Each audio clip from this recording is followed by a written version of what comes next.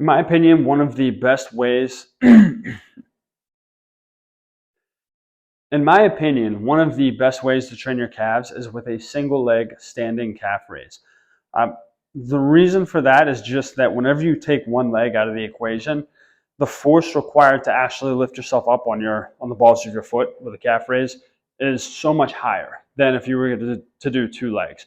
You might be able to do a calf raise machine where the pads are sitting on your shoulders, the weight loaded up on there with a couple 100 pounds on it, and bang out 10 reps.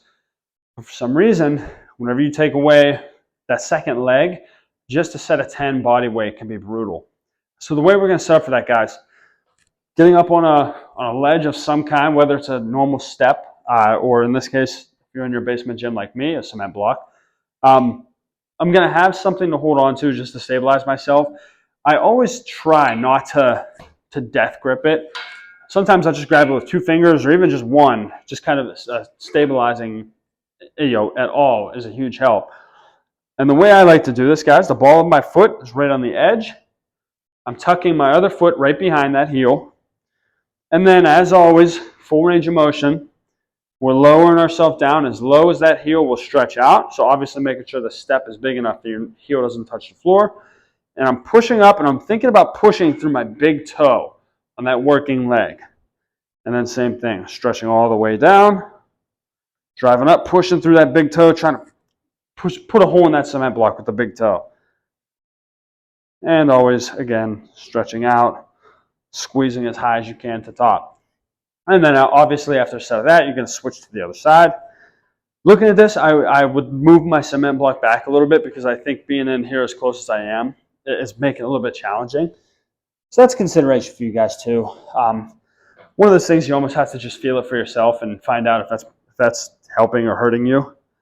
Now, the last thing I want to specify on this, guys, is that I've seen this before where someone might, as they come down, let their hips sink back and then throw them through to come up. What you're doing there is creating momentum that, again, takes away from the work that calf has to do. On these isolation type exercises, I really want you guys to drive home only as much as you can, letting the muscles that you're trying to train work. So, how do we fix that? We're locking the hips out. I'm standing on my left foot, I'm squeezing my left butt cheek, and I'm keeping that right in line, ribs over hips. And only focusing on big stretch in the calf, pushing up, driving the big toe down into my block, and stretching. Now, if your program's for me, I'm probably giving you a hold at the top of that, like 2-3 second tight. I might even stop you somewhere in the middle, right?